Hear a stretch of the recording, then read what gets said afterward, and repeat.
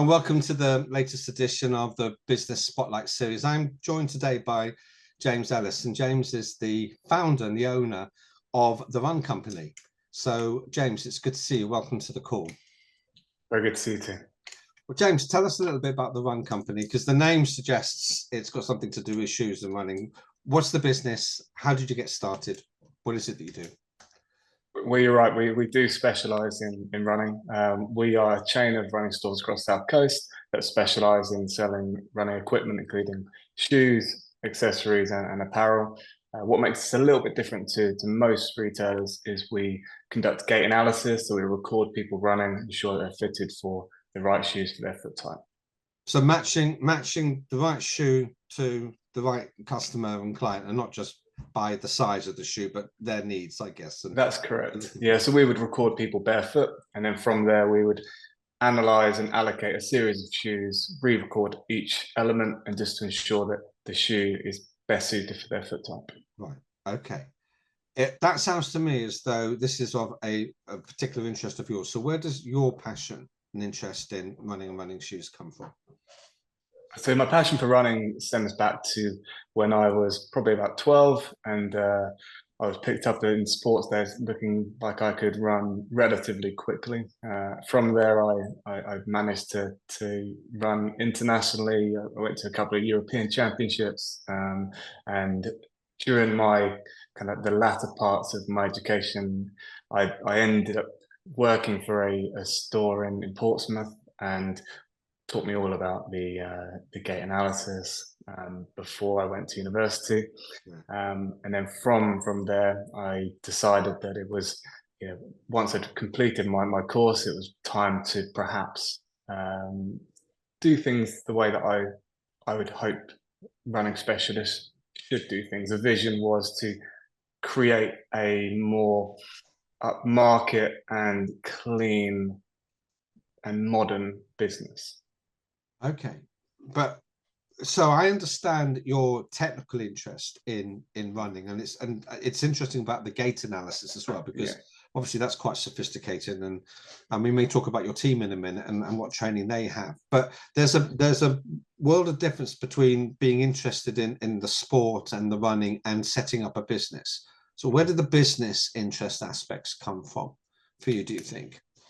Well, I think where I studied business at university, I had a clear idea that I wanted to create something which was a little bit different to what was currently in the market. I mean, if you were to look at 10 years ago, the majority of the retailers were not they were run by more hobbyists rather than professional business individuals, notwithstanding the bigger chains such as Sweatshop and Up and Running, which still operate very, very well. Up and Running operates very, very well. Sweatshop, unfortunately, has been taken over by Sports Direct. But my passion really has always been to create something which can be unique in the market space. Okay, so in doing, I mean, the business has been going for some time now. So do you see yourself primarily as a running specialist or as a business owner?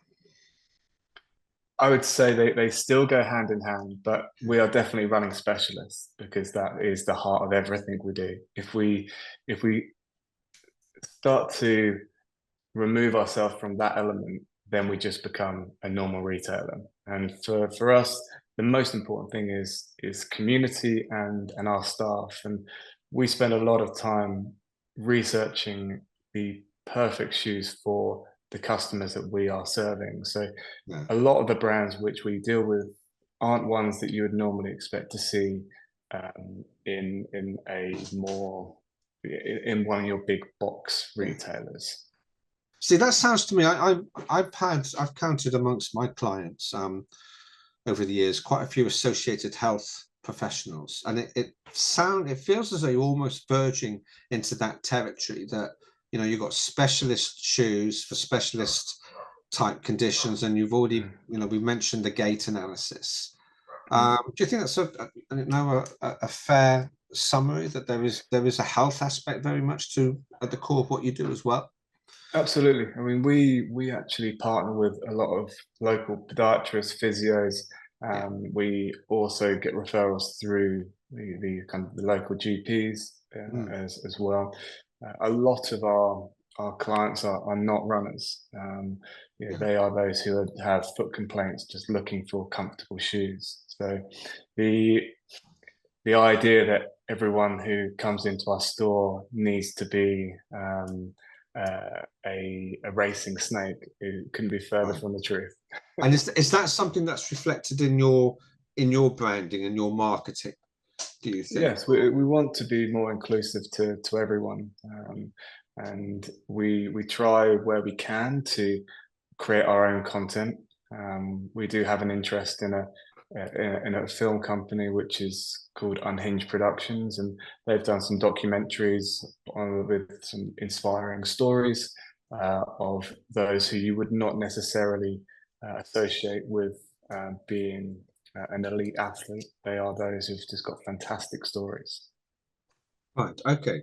That's really interesting, because then obviously it's not just your customers that really you want to interface and interact with, but also the other people that support your customers, such as, the aforementioned podiatrists, physiotherapists, Yeah, doctors, those sort of things. Okay. yeah. So tell us, it's been interesting times, hasn't it, over the last few years?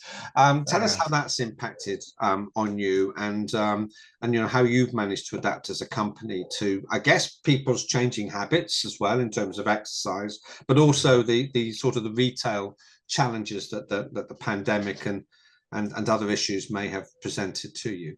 No, of course. I mean, like a lot of retailers, yeah, when that stream went out by Mr. Johnson in March, it was a pretty scary time, and we weren't necessarily geared up for online sales, and I know a lot of peers within our industry were not either.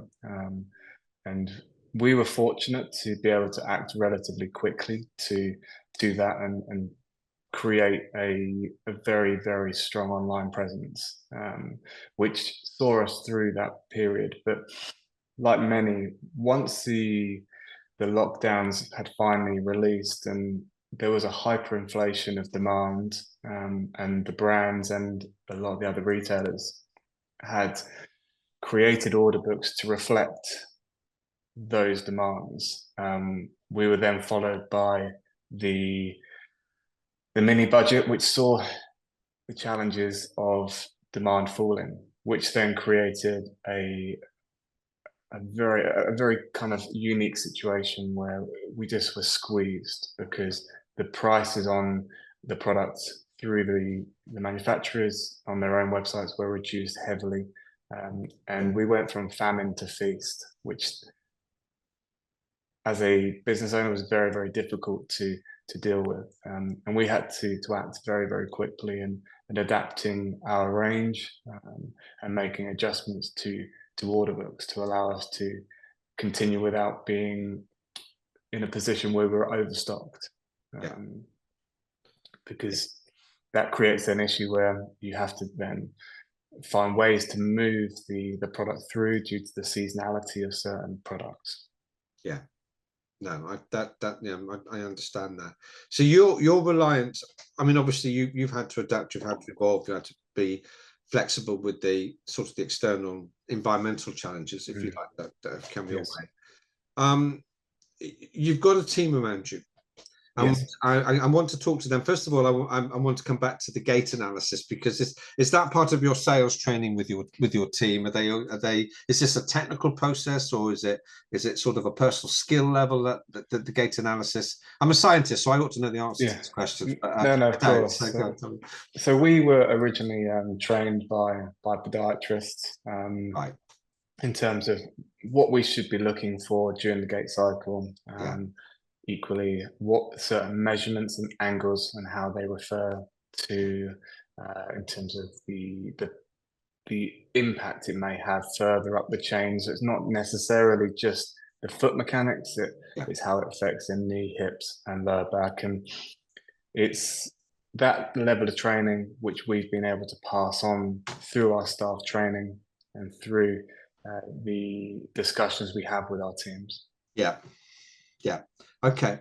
And so that's part of your customer service training that you give to your team, and I guess part of the sales process, because sales is about finding what your customer's problem is and finding the right solution for their problem, maybe coaching them and away from what they think they want as to what actually maybe they need. So I'm interested, you've obviously got a strong team around you, and we've been talking about the gait analysis, and I'm guessing that that's part of your sales process really, because it's about helping the customer understand what their need is, which may not be what their want is. So where does your how do you train your team to do the gait analysis? What's the process at your end?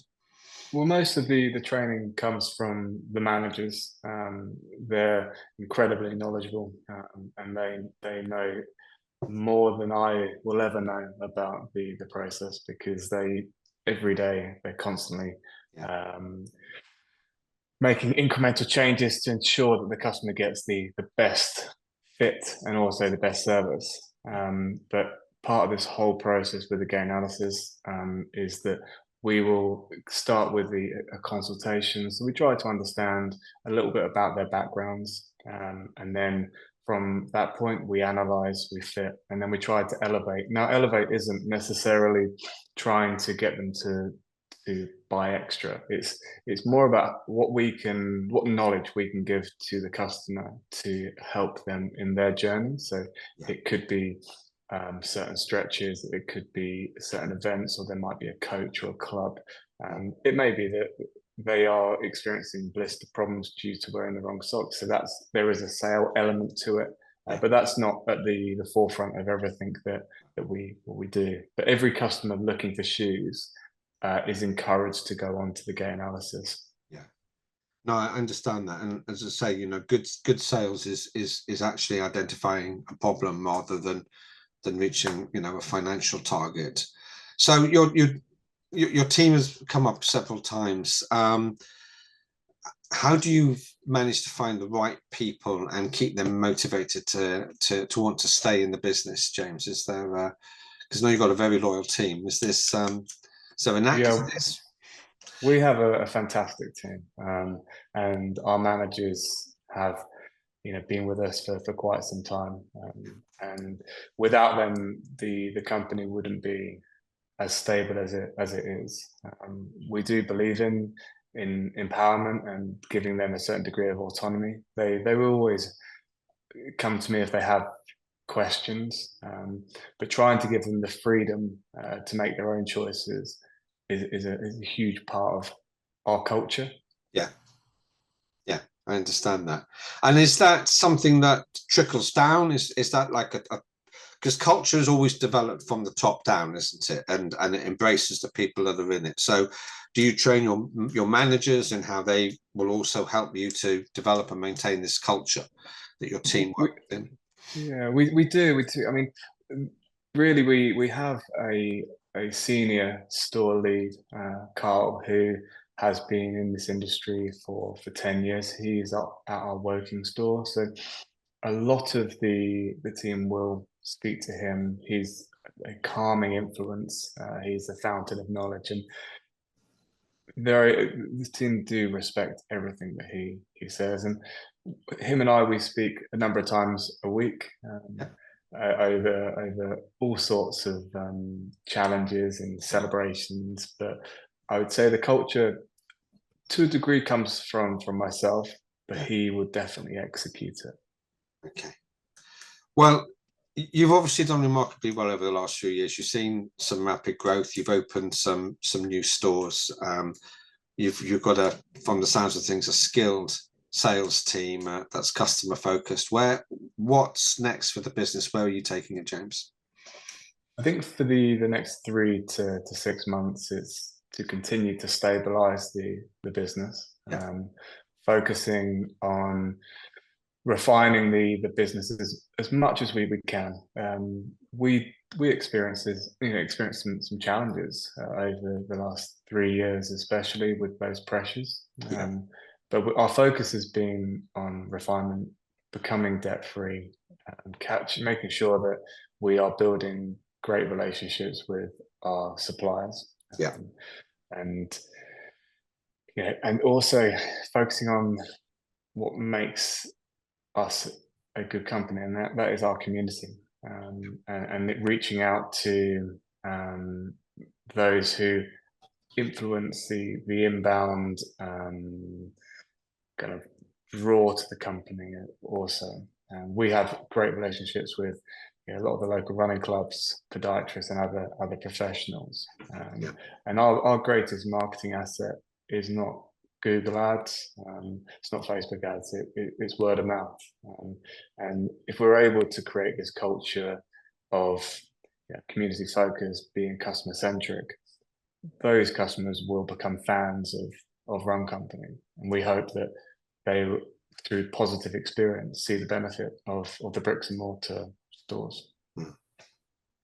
James, it's been fascinating talking to you today, and I wish you the best of luck going forwards in your business. No worries, it'd be great to meet you.